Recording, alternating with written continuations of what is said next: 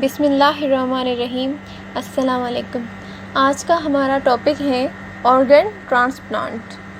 मतलब कि जो हमारे जिस्म के अंदर ऑर्गन्स होते हैं, जैसे कि लिवर हो गया, किडनी हो गया, और स्किन भी एक ऑर्गन है जिसकी सर्जरी होती है, जिसको ट्रांसप्लांट किया जाता है।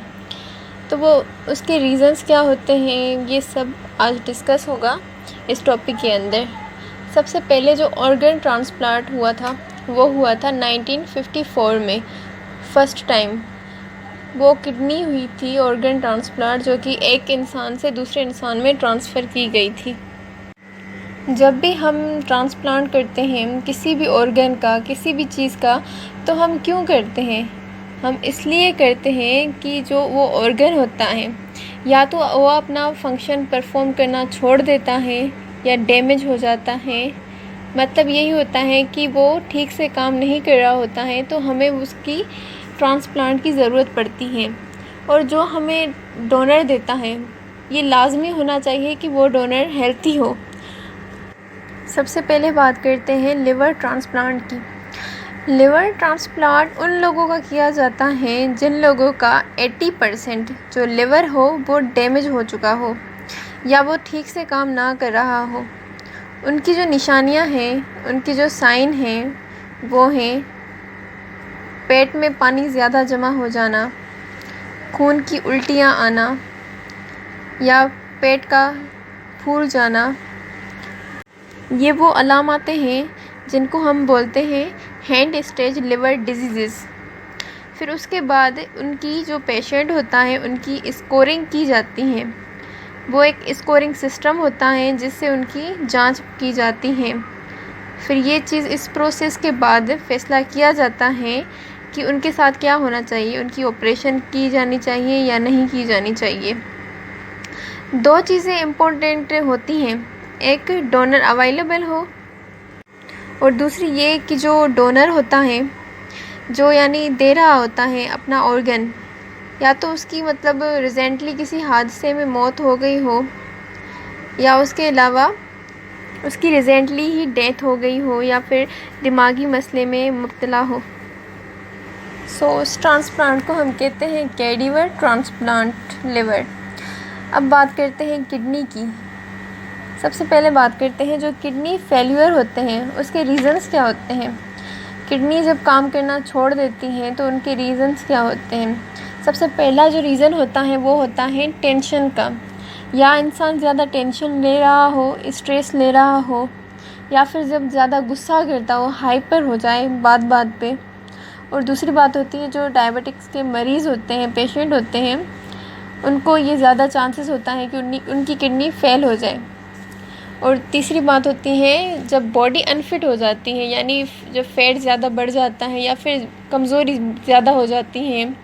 ज़्यादातर जब बॉडी ज़्यादा फैट हो जाती हैं तब उसके चांसेस ज़्यादा होते हैं। इनकी जो अलामात होती हैं, निशानियाँ होती हैं, वो होती हैं, उसकी जो सबसे पहली निशानी है वो है यूरिन अमाउंट का हाई हो जाना। और दूसरी निशानी ये है कि जो बॉडी में साल्ट होता है, जो ग्लूकोज होता है, शुगर होती है, वो हमारे 1 लीटर में 1 ग्राम लाजमी होता है। तो उसकी जो कंसंट्रेशन होती है वो हाई हो जाती है। और हमारे जो हाथ पाँव होते हैं वो फूल जाते हैं, उनमें सूजन हो जाती है और बार बार उल्टियाँ आती हैं। ये तो अलामतें थी। जब ये अलामतें हो जाती हैं उसके बाद जब डॉक्टर को दिखाते हैं, कंफर्म हो जाता है कि किडनी फेल्यूर है, ये वो रीज़न्स थे। तो उसके बाद जब उनका ट्रीट किया जाता है तो ट्रीट के 2 मेथड्स होते हैं। एक होता है डायलिसिस और दूसरा होता है किडनी ट्रांसप्लांट। बेसिकली डायलिसिस में होता क्या है? डायलिसिस में होता ये है कि किडनी जब होती हैं, जब वो अपना फंक्शन परफॉर्म नहीं करती हैं, ठीक से काम नहीं करती हैं, तो तब किया जाता है डायलिसिस।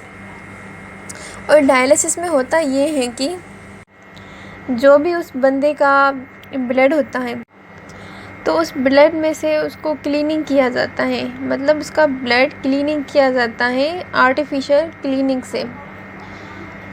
क्योंकि होता ये है कि अब किडनी क्यों ख़राब होती है, किडनी का फंक्शन क्या होता है। किडनी का जो फंक्शन होता है वो होता है ब्लड में से साल्ट, ग्लूकोज, ये जो अमाउंट होता है इसको क्लीन किया जाता है, इसको नॉर्मल मिक़दार में रखा जाता है। किडनी का फ़ंक्शन ये होता है।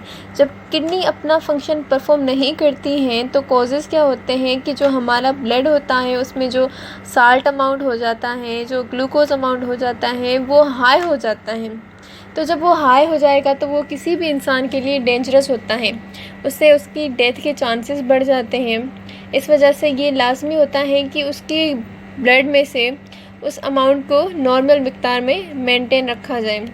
तो इस वजह से उसकी क्लीनिंग की जाए। सबसे पहले तो क्या किया जाता है, क्लीनिंग की जाती है। जब क्लीनिंग की जाती है ब्लड में से उस अमाउंट को निकाला जाता है। डायलिसिस के भी 2 टाइप्स होते हैं, 2 किस्म की डायलिसिस होती हैं। एक होती है पेट्यूनल। पेट्यूनल में बेसिकली होता ये है कि उसमें जो डायलिसिस जो मेथड होता है वो डेली परफॉर्म होता है, उसको डेली परफॉर्म किया जाता है। डेली उसकी ब्लड में से वो जो एक्स्ट्रा अमाउंट साल्ट वगैरह होता है उसको बाहर निकाल दिया जाता है। और दूसरी जो टाइप होती है वो होती है हेमोडायलिसिस। हेमोडायलिसिस में ये होता है कि वो सिर्फ वीक में 2 या 3 दिन उसको परफॉर्म किया जाता है। 2 या 3 दिन उसको डॉक्टर के पास पेशेंट को जाना पड़ता है और उसको अपने ब्लड में से वो अमाउंट को निकालना पड़ता है। और दूसरा जो मेथड था वो था ट्रांसप्लांट का, किडनी ट्रांसप्लांट का।